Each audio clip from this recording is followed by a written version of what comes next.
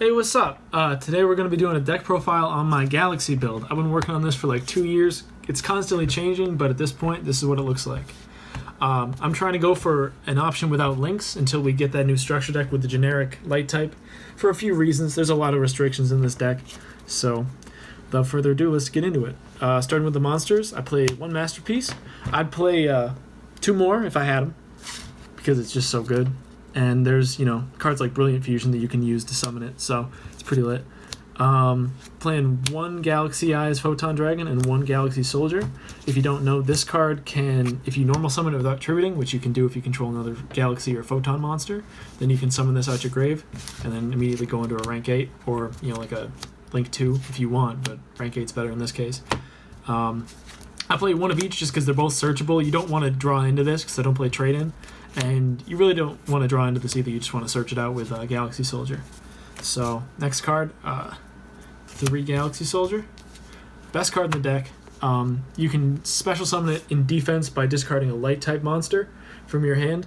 And that has a lot of synergy with things like Trick Clown, Fairy Tale Snow, stuff like that. And then, upon summon, you get to search for a Galaxy monster. So you could just, say you had these 3 in your hand, or maybe even just these 2, you can pitch this to summon him, and then search this, normal summon him back. So you can do something like that, but usually you just want to use this because it can search itself for rank 5 plays. So that's everything for the 5s. Then we have, going into the 4s, 3 Galaxy Wizard. This is your main normal summon of the deck. You can either on the field make it a level 8, which has synergy with Galaxy Expedition. I'll show you later. And then you can tribute it, same turn, and the 8 is once per turn. Making it level 8 is once per turn, but tributing it is not once per turn. So if you have multiple copies, you can activate it multiple times. You can tribute it and then add a Galaxy card to your hand. So you can search, this, whoops, just play 2 of the same damn card. This, and then any of the Galaxy spell or traps as well, including Galaxy Cyclone, which is absolutely insane. So there's that. And then I play 3 Photon Thrasher. This is your main, it's beefy with 2100 attack. You can special summon it if you control no monsters. Usually I'm just using this to go into rank 4s. Sometimes it has applications outside of that though with synchro summoning, because I do play Ghost Ogre. 2 Trick Clown. Might bump this up to 3 at the expense of the 1 Fairy Tale Snow. You usually just want these as discard options or as targets for Brilliant Fusion. But you can, pitch it with a Galaxy Soldier and then summon it back by paying 1,000. And then you can either use it for a Link material or, make a rank 4. So that's everything for the 4s I play. And then I'm playing 3 Ghost Ogre. It's great right now, I feel like, because it gets the card off the field. And it's a light type, so it has synergy with the deck. You can also, normal summon it with special summoning Photon Thrasher and then go into a 7. I'm playing for the level 2s, Galaxy Serpent.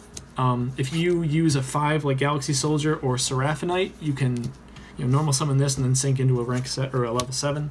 It's also, you can add it back to your hand if you pitch it with Gemini Lazuli.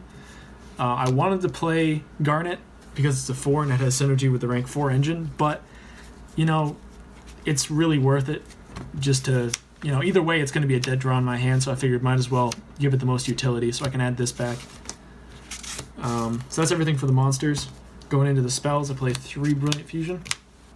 You can send a Gemini and a light type from your deck to your grave upon activating it, and then summon Seraphinite from your extra deck. Lets you normal summon twice, which kind of helps you get around certain restrictions with, it can let you unbrick your hand by normal summoning 2 wizard in a turn and then getting both searches or something like that. Has a lot of different applications, plus you can tribute it and Seraphinite, both to clear your extra monster zone and to summon Masterpiece. And then I'm playing, that's everything I play for the 3 ofs, and then 2 ofs I play 2 Galaxy Cyclone just because it is searchable. So 2 is good. I wouldn't play it at 3 because I don't need it all the time, just because it's so situational that you have to pop a set first before you can pop a face-up. But, it is now to a few different things. Then I'm playing 2 Galaxy Expedition. So this is what I was talking about with Galaxy Wizard making himself an 8. If you control a Galaxy monster that is level 5 or higher, so including Soldier all the way up, you can special summon another level 5 or higher Galaxy monster from your deck. in defense.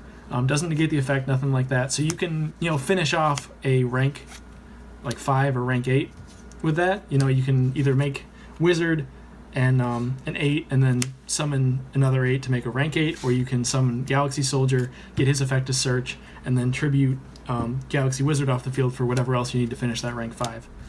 Played it 2 because you kind of, it's nice to see in your hand, but you do have options to search it, so you don't want to brick it in case it misses a chance to be useful. 2 Axolite. This kind of helps you open up strong if you didn't open Wizard.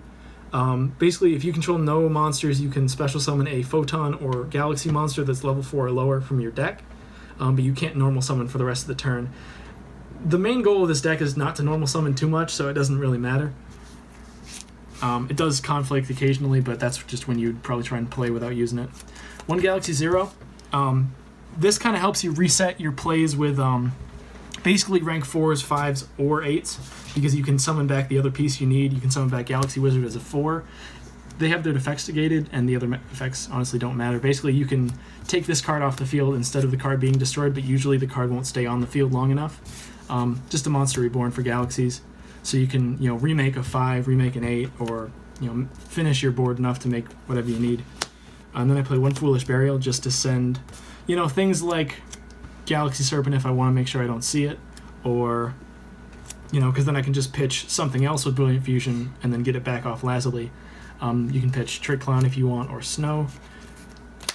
So that's everything for these spells. Moving on to the traps, I play 3 Solemn Strike because this deck is fragile. There's a reason why you're not seeing this played competitively. It has a lot of flaws, so you want to have a lot of different protection for it, and Solemn Strike comes in clutch. 2 Pinpoint Guard. This is really good for the deck because it allows you to trigger, Galaxy Wizard multiple times in a turn. You basically, if your opponent declares an attack, you can activate this and then summon a level 4 or lower monster from your grave. They can't be destroyed by battle or card effects for the rest of the turn. So you flip this over, you summon Wizard back, and then, basically, unless they have a means of just banishing it, it's safe for the turn, or shuffling it back, of course. And then you can just use it at the start of your turn, and that doesn't even take up your normal summon like Galaxy Wizard normally would. 1 Time Space, just good to put shit back, and I play Rafflesia, so it's a target. Same with Floodgate, can shut down decks like Cyframes, which I play a lot. So those are my 2 targets for Rafflesia. 1 Call of the Haunted, it's another target for tributing with Masterpiece, and it just helps you get back things like, for example, same with Pinpoint Guard, you can summon back Ghost Ogre. That's not Ghost Ogre. Ghost Ogre. And, its a field happens on effect, or its effect happens on field as well. God, I'm messing up. So you can tribute it off the field and get the same effect as if you pitched it from your hand. Final card I play is 1 Solemn Warning, because it's too good not to play. Play 3 if I could. So that's everything for the main deck. Going into the extra deck first, I play 1 Hope Harbinger, Galaxy, Titanium, what the fuck ever. He can absorb spells, negate them, make them a material, and then he can redirect basically attacks or effects, I think. Just attacks. So, yeah, it's really good. Comes in clutch when you're playing. If you can open with this, usually you have a pretty good chance of making it to the next turn, depending on how you time it. 1 Santa Fond. I'm kind of just testing this out. Basically, it gains attack based on cards in the graveyard, attack and defense based on cards in the graveyard, and then you can detach a material from the card, and then until the end of your opponent's next turn, it can't be destroyed by battle or card effects, and then neither player can special summon monsters from the graveyard. So it has some Floodgate effects to it, and it is pretty beefy, so it's just kind of optional. Gaia Dragon, because I do play a lot of rank 5s.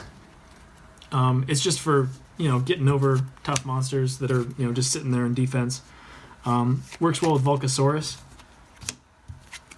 which I do play 1 of. It's just an option. You can destroy a monster and burn your opponent for it, but then it can't attack directly, so you just go into this, so it avoids that whole issue. So this is the only 7 I play. Then I'm playing 2 Infinity and 2 Nova, because Galaxy Soldier is a level 5 machine type that's light, so that's really one of the main playmakers in the deck. You can really hold your own with that unless they have a Kaiju. Same reason why I play Galaxy Zero is because that does give me the option of summoning, because you'll use 2 soldiers to summon 1 Infinity, so you can bring 1 back and use the other one from your deck to make the other one. Obviously not in the same turn because of Infinity's a restriction, but it gives you the option of going into it multiple times. Gives the extra deck some longevity. One Tornado Dragon. It's just an MST with legs. It's crazy. Definitely a good option if you don't see Cosmic Cyclone or Galaxy Cyclone, maybe, and you really need to get over a card. Rafflesia. It's just, it's a good preventative card. Like I said, I got the 2 targets, Floodgate and Time Space. So Tsukiyomi, this is just kind of for you to dig deeper into your deck. Every card in this deck except for Lazuli is a light type, so you can just kind of pitch the cards you don't really need, set everything else, and then draw 2, so it's not bad. Giant Hand, this is kind of optional too. You just detach both materials and negate a card's effect for as long as it's on the field. This is good as long as you know your opponent isn't going to get rid of it. It's kind of the same logic as Effect Veiler now, where keeping it on the field just means they're going to tribute it for a link. But it does have applications sometimes. I'd probably change it if I find a better card like Baguska, something like that. Utopic Future. This is just personal preference. I love this card, but it's so hard to make now with links, especially because I'm not playing links in the extra deck, which is why the deck is so, set up around defending one monster at a time and recovering from it. So basically, it can't be destroyed by battle can't be destroyed by battle, doesn't take battle damage. If it would be destroyed by a card effect, you can just detach a material instead.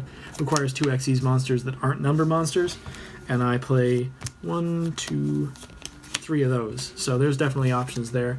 Was better when Norden was around, but he's not, so boo-hoo. And then basically, so if it attacks, you can take your opponent's monster and use it for the battle phase. It's really good with Snow because you can take it during the battle phase and then banish Snow out of your graveyard, using that card as one of its costs. So it's a way to get cards off your opponent's field, but that's very situational. I almost never use this card now. 1 Seraphinite lets you normal summon twice. It's really great, honestly. Not much else to say. And then 1 Zeta. This is why I've been talking about the Synchro Summoning for level 7.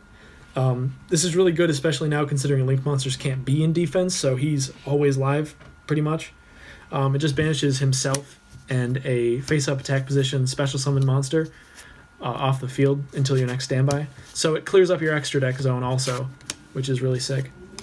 So that's it for the extra deck. Going into my side deck, this is kind of just personal preference, but I'm changing it constantly. 2 Photon Sanctuary, probably going to bump this up to 3. It summons 2 tokens with 2,000 attack and 0 defense. They can't be used for a synchro summon, and you can't summon anything except light types for the rest of the turn with it, which is why I'm not playing links, basically. I'll start playing them once they create more generic light type support, which I think they will in the next upcoming structure deck. But yeah, it's a means to get things like Masterpiece on the field if you don't have the other requirements for it, or let's see. Yeah, you can use these as tribute. Sorry, I just wanted to make sure. It's a kind of a preventative card. I never go into it because I don't have the link monsters for it. It doesn't really have an application outside of that. Onto the traps, I'm playing 1 Storming Mirror Force. I'd play Drowning if this card or if this deck wasn't so dependent on having a field presence. So direct attacks pretty much mean you lose. So this is just kind of a good back row card that people don't tend to expect. I might bump it up to more than just that. And then I play a small artifact engine. 2 Sanctum, probably going to bump that up to 3 just so I see it more often. 2 Lancia to prevent decks that banish a lot. Like something like Pot of Desires. It stops that. This prevents extra deck summoning, which is really good in the link format. And these can also be brought back. This is a hand trap, so you can just pitch it to activate that no banishing effect. And then this gets its effect upon being summoned during your opponent's turn. So you can basically turn this back on with Call of the Haunted as well. And then I play 2 Denko Sekka, in case I go against Paleozoic or anything like that. 2 Effect Veiler, definitely taking this shit out because it is trash. But it's a light type hand trap, so it has synergy with the deck.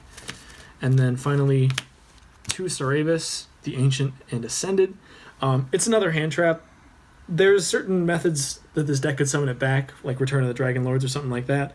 Personally, I just like the artwork, and it negates targeting if you discard it from the hand. So that's really what I'm doing with this deck right now. Thanks for watching, guys, and leave a like if you enjoyed the video. Later.